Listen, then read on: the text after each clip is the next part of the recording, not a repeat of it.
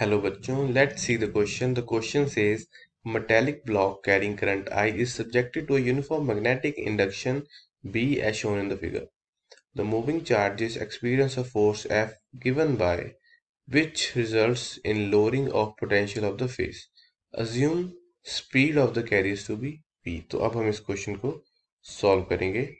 तो देखिए यहाँ पे हमें गिवन है कि जो हमारा मैग्नेटिक फील्ड है वो अपसाइड है और हमें फाइंड करने के लिए कहा गया है फोर्स।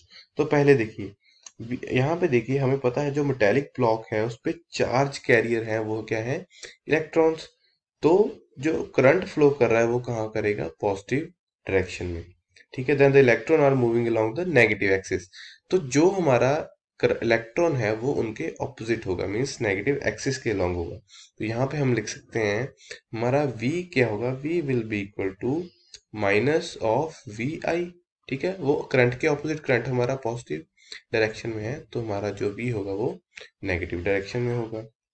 तो यहाँ से हम लिख सकते हैं we know that force is given by q bracket v velocity of charge carries cross magnetic field. ठीक है, तो यहाँ पे हम वैल्यूज पुट करेंगे। चार्ज हमें गिवन है ऑफ इलेक्ट्रॉन, वेलोसिटी हमारी है along negative I cap, cross B हमें गिवन है इन पॉजिटिव वाई डायरेक्शन। ठीक है, तो ये हमारे पास वैल्यू आई। तो यहाँ से जो हमारी एफ आएगी वो आएगी ई वी बी के कैप। ठीक है, तो ये हमारी क्या आ गई, एफ आ गई। आई क्रॉस जे हमारे पास के होता है। ठीक है, तो ये हमारे पास क्या आई, एफ की वैल्यू आ गई। ठीक है, तो अब हमें फाइंड करने के लिए कहा है जो फोर्स है इसकी डायरेक्शन क्या होगी। तो फोर्स इसकी डायरेक्शन किस अकॉर्डिंग होगी, देखिए since the force on electrons are towards A B C D.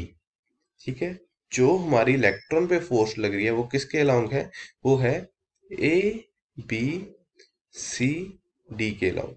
ठीक है, इस प्लेन के अलोंग है।